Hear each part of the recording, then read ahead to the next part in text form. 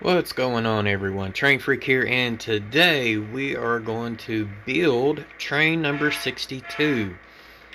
So we had train 61 come in and drop off cars in the interchange here, and now since we're going to be doing going back, or the turn, it now turns into train number 62. So we've already picked up our caboose, and what we're going to have to do is build our train backwards. So we've got caboose number 17, and yes, we will have to use the runaround track. So our locomotive here can pull all the way up to the signal that would go to the Rock Island main, but our locomotive cannot pass that signal. And of course the signal is not physically there yet, and it's actually out of camera shot, so nothing we really have to worry about. Also, this locomotive cannot service any of the industries except for the ice dock. So the first thing we're going to do is we're going to pick up the next to last car, which ends up being a Rock Island boxcar. It's carrying salt. And then also on this track we've got a Rock Island gondola carrying scrap metal, and a cotton belt boxcar carrying some crates. Now, luckily, all three of those cars are in the same cut. However, there is a wood chip hopper in the way. So we're going to pull these cars up, we're going to shove them on the ladder, disconnect them from the wood chip hopper, and we got to move the wood chip hopper back. So we'll go ahead and do that now, and you can see now the track is lined for the main. Otherwise he would end up running past that signal.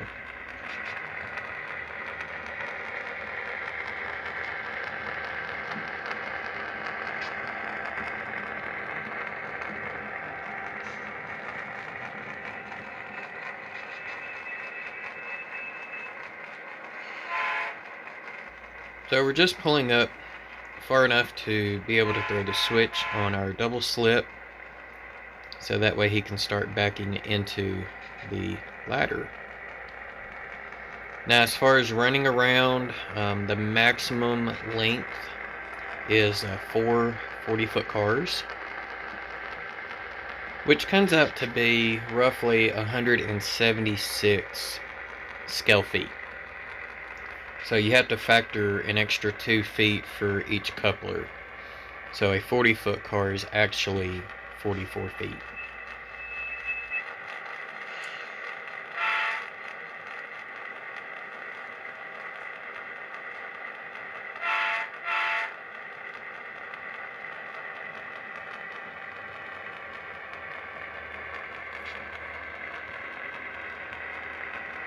Alright, so now you can see we dropped those cars off on the ladder, and we're going to go ahead and work on getting that wood chip hopper back on track 1.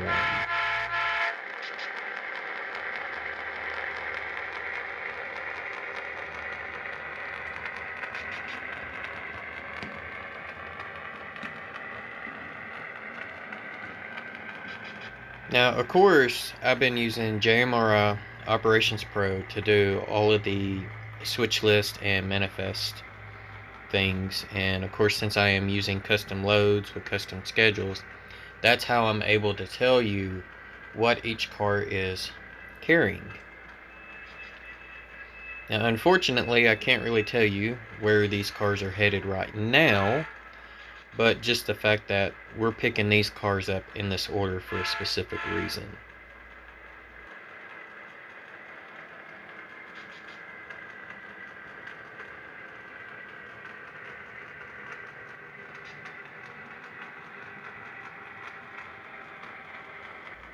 Alright, so now since we've dropped the wood chip hopper off, we are going to take our caboose and we are going to connect it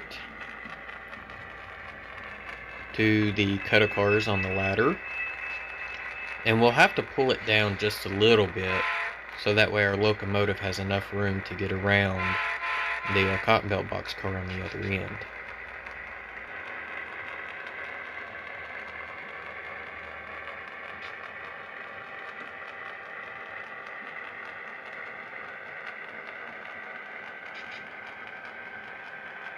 Now before it pulls it down, we're going to have to shove back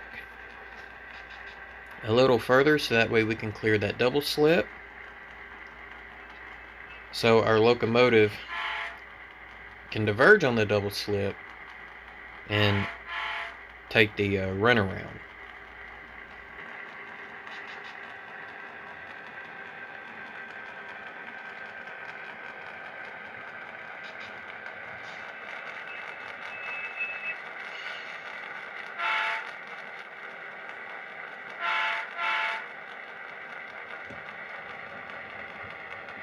Okay, so now we have left our caboose and with the cutter cars. Now, luckily for us, the next car on the list is that Wilson car lines that's right there at the ice dock. The ice dock that has yet to be built, which I have a friend building it. He's scratch building one for me. So since we're running around the cars and the reefer is going to be in the proper direction, we're going to go ahead and pick that one up before we shove the cutter cars on the ladder out to the main line. Now, one of the things that I did realize while making this video is that JMRI did not have a stipulation on the reefer cars coming off the Rock Island, and that one's actually empty. So this one here should have not went to the ice dock. It actually should have went to an interchange track. So that was one of the, good things about when you're running these operations, and you're using either your car cards and weigh bills or like JMRI Operations Pro, which is what I'm using now. It allows you to find little errors and you can tweak as needed.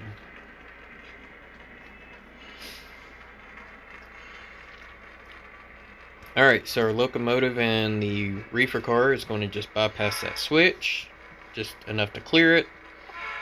We're going to throw the switch, and then we are going to connect onto the cutter cars, and we are going to shove them on main track number 2.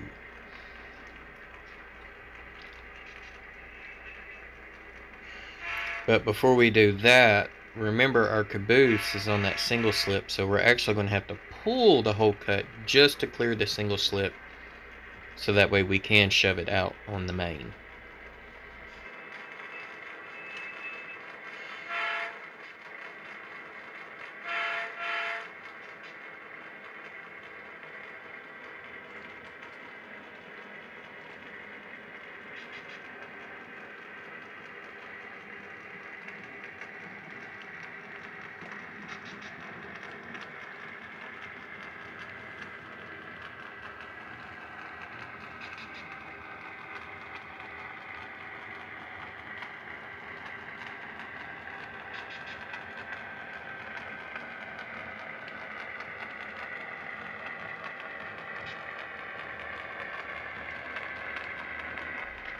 So we're going to go ahead and push this cut past the crossover and the crossing. There's a diamond right out of camera shot.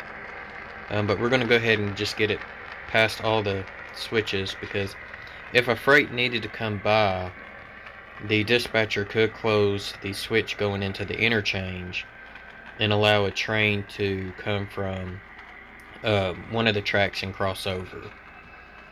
That way we're not disrupting the whole main line.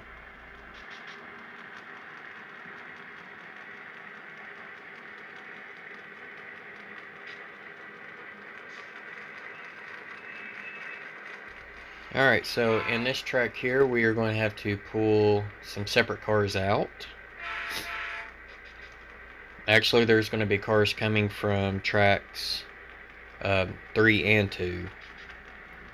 And so we just have to make sure that we get the right cars in the right order. So the next car that we're looking for is a cotton belt box car. It's a 40-foot box car carrying textiles.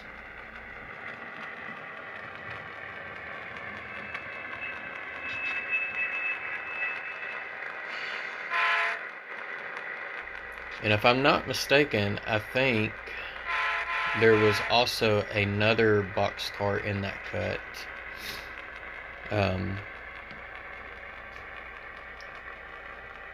Carrying, it's probably another cotton belt one. I think it's carrying some empty cans to go to another industry elsewhere.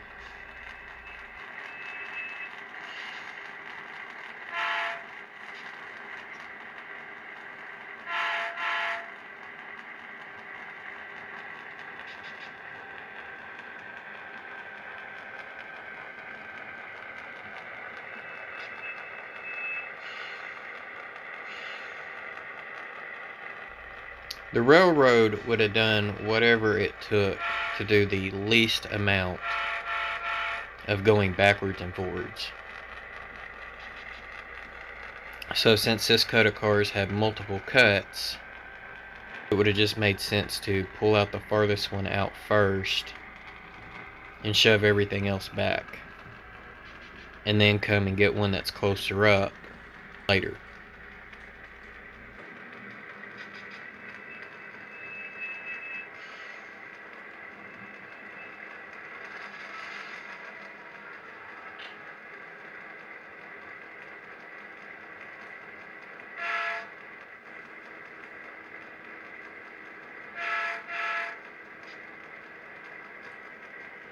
Now, one of the things you probably noticed is, as we're connecting to cars in the yard, we're not having to stop shy of the car to make sure that, one, the cars are on the track, and two, that the coupler is open on the car sitting on the track. And that's because, if you remember, this train, or this locomotive, was the one who dropped cars off on each of the tracks. So, this is basically the same operating crew.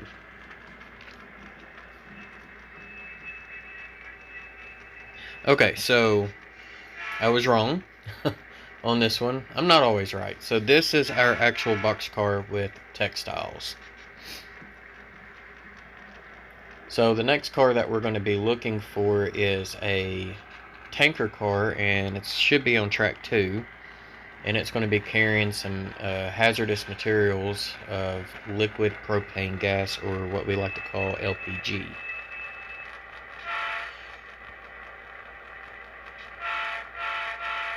Or liquid petroleum, for those who were trying to correct me in the chat already.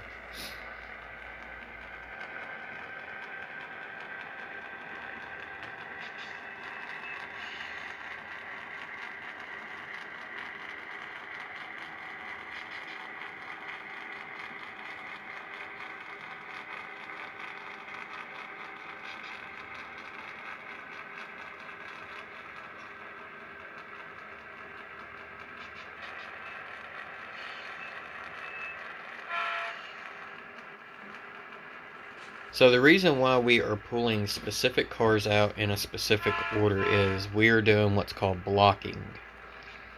Because this train is going to be doing some set-outs and pickups along the way. It's just much easier if you get the cars that are not being set out at any of the industries along the way to go to the rear end of the train. And all of the cars that are going to be set out to have on the front end of the train.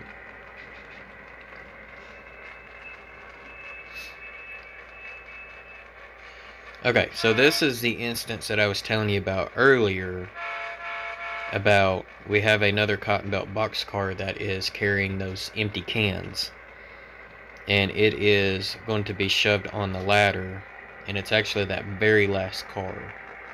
And then we're going to pull up. We're going to put the boxcar between our boxcar and the tank car back on the track 2, and then pull back up again and shove the tanker into that boxcar, and then take the other 3 cars between our tanker and the first boxcar, put those back on track 2 as well, and then connect to our cut that's on the ladder. And then luckily for us, that Wilson car that you see in the camera shot right now will actually be the next car that we need to pick up. So that'd be really nice that, you know, when we go and pick that car up, we don't have to spot other cars on the layout.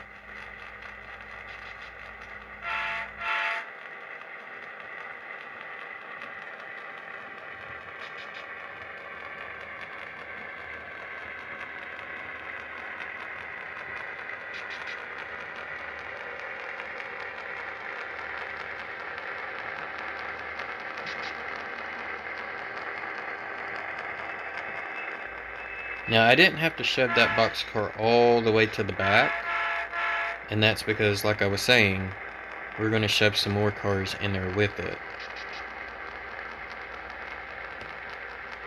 Now, once I'm done with that cut of cars, then yes, I will shove them all the way to the back end of that track, just to make sure that they are out of the way when the next train comes.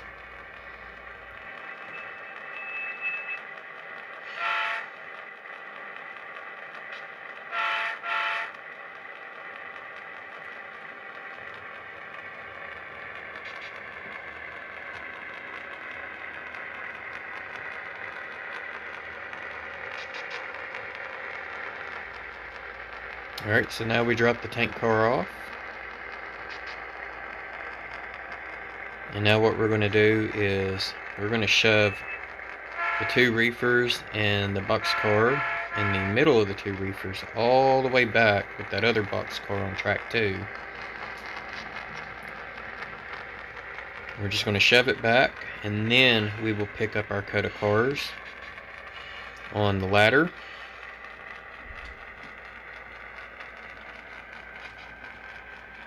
And then we will pick up that very first reefer.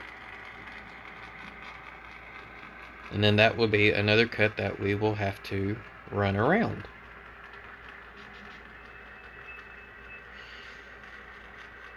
But it will not be the last run around. We'll have one more to do after that.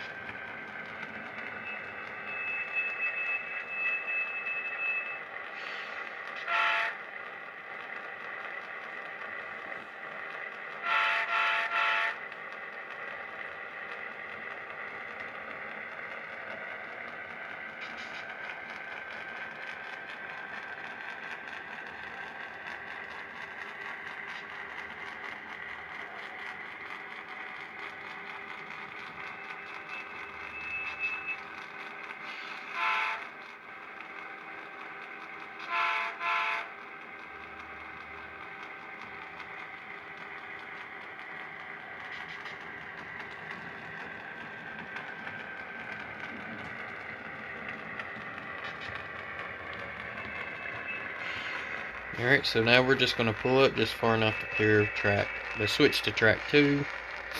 And we're going to go and pick up our reefer car. Now, this reefer car, if I'm not mistaken, was dropped off by Train 61. And that just basically means that it did not necessarily need to go to the ice dock. Because if it was to go to the ice dock, then that means it's going to stay there overnight. Because all of the Cotton Belt trains will service this interchange before the Rock Island train will. And so if the Rock Island's bringing a reefer car addressed meats in, then yes, that one needs to go to the ice house to be re-iced for overnight. However, if Train 61, which is, you know, the beginning half of this crew, was to bring that reefer car addressed meats in, and if they're picking it right back up, there's no need to shove it over at the ice house. Alright, so now you can see that we have diverged to the runaround side, and Now we're basically backing up on the ladder. We're going to lead that boxcar partially on the slip.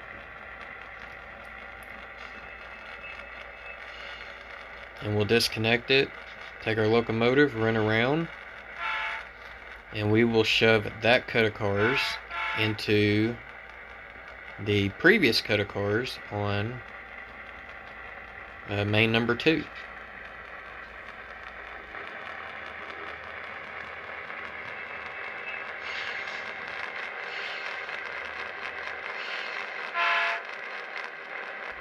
Anytime you have to run around a cut of cars, it just takes so much time.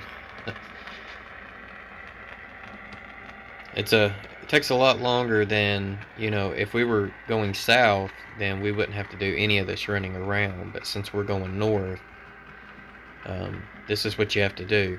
Some people are going to be like, well, prototypically you would have your yard open-ended, and you're absolutely right, I would. But I didn't have the space to do that, so stub-ended was really the only choice on this one.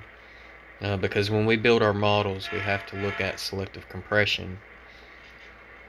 And of course I had a comment on the Industries at Hickory Ridge that I shouldn't have a runaround there either. I should have it, running open-ended to the main so it could be serviced both directions.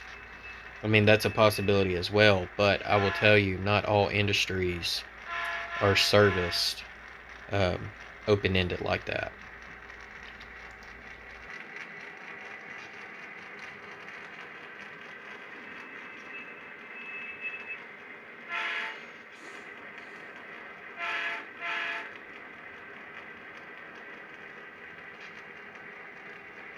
Alright, so now we're starting the shove.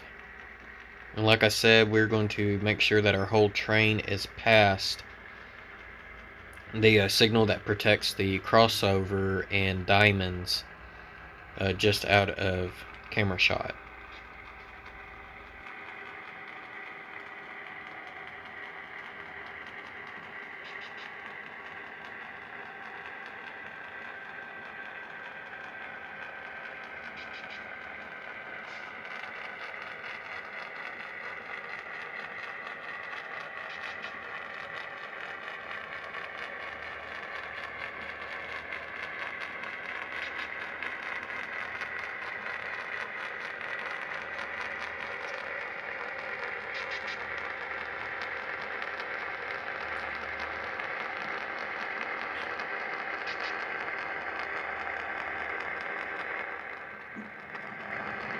Alright, so now our locomotive is coming back to get the last 2 cars.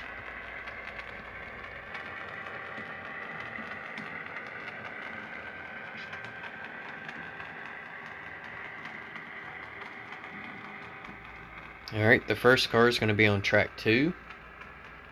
And it should be a cotton belt box car, 40-footer carrying crates. So this will be a second boxcar that's carrying crates. And for those who don't know what the crates are, back in the 50s they didn't have a lot of cardboard boxes back then, so they had wooden crates made out of like 1x2s that would, carry the commodities for manufacturing.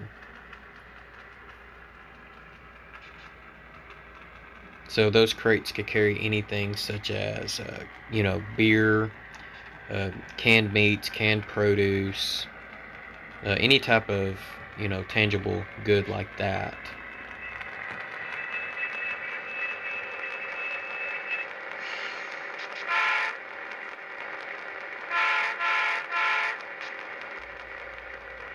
And then the other car that we got to find is, we have a Rock Island 40-foot boxcar that's carrying grain as well.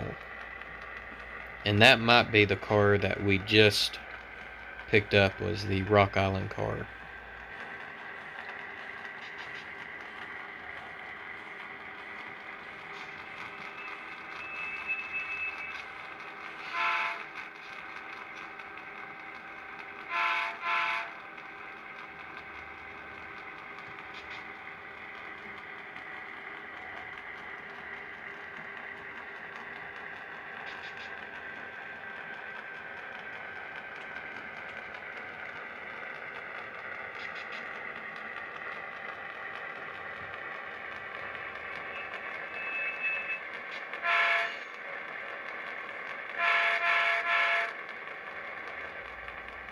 Alright, so now we're going to go ahead and shove these two cars all the way back on track 2.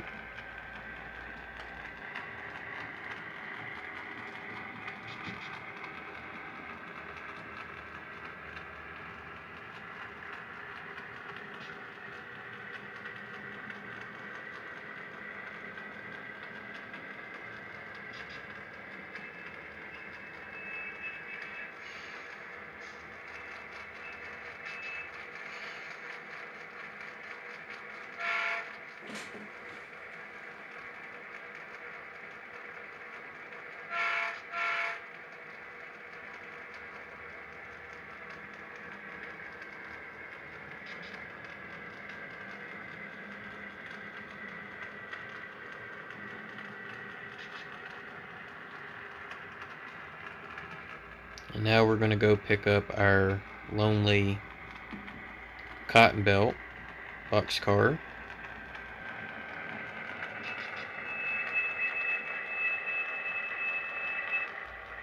And it should be on track 3.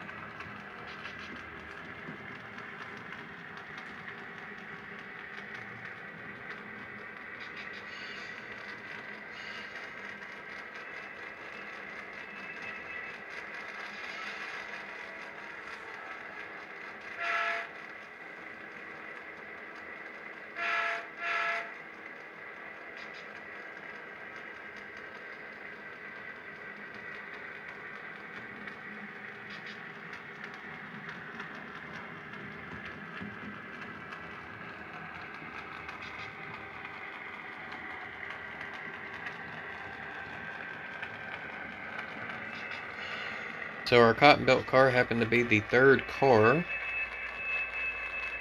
in this cut.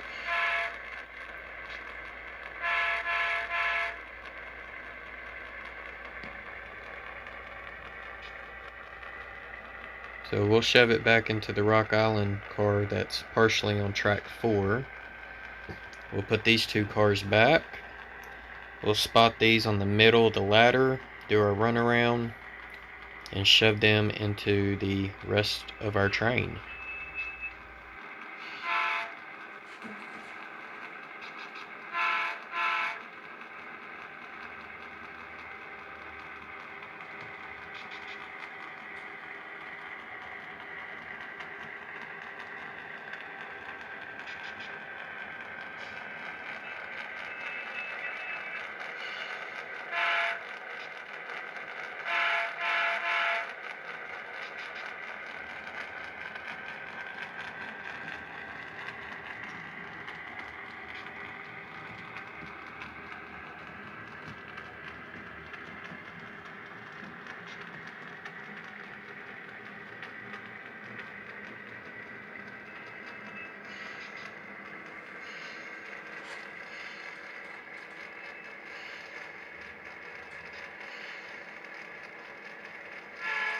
Next train that would come to the yard would actually be the Rock Island, and that would be train number 34.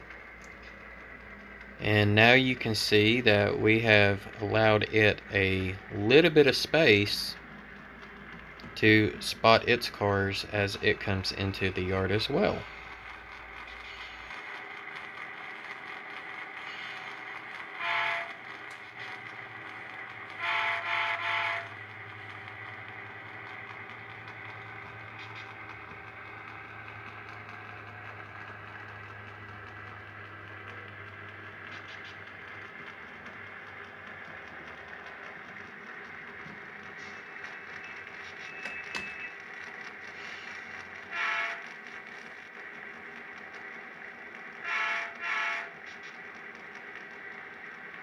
Alright, so what we're going to do is pull these cars halfway down the ladder,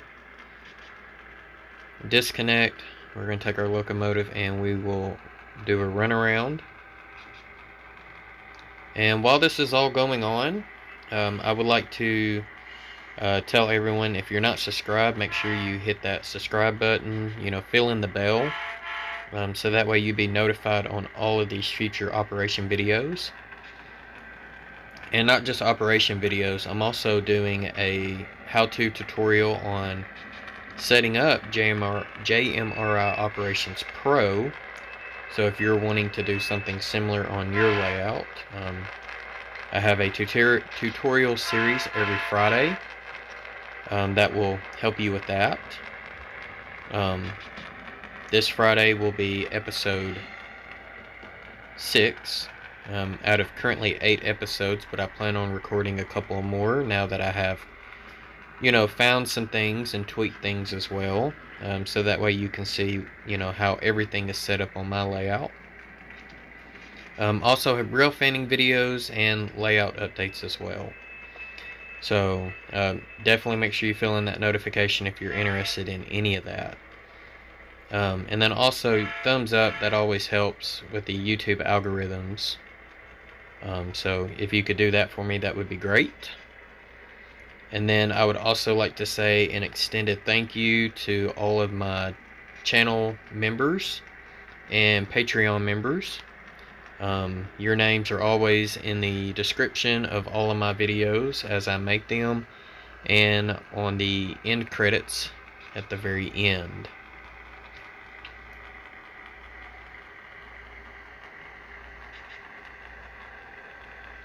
Also displayed on the end credits are those who have given me super chats and super stickers for the previous week, so thank you to all of you as well. Alright, so now we're just going to go ahead and shove these 2 cars into the rest of our consist, or train, on track 2. Wait for dispatch to throw the switch, and we will make our way to Hickory, which we will switch out next week.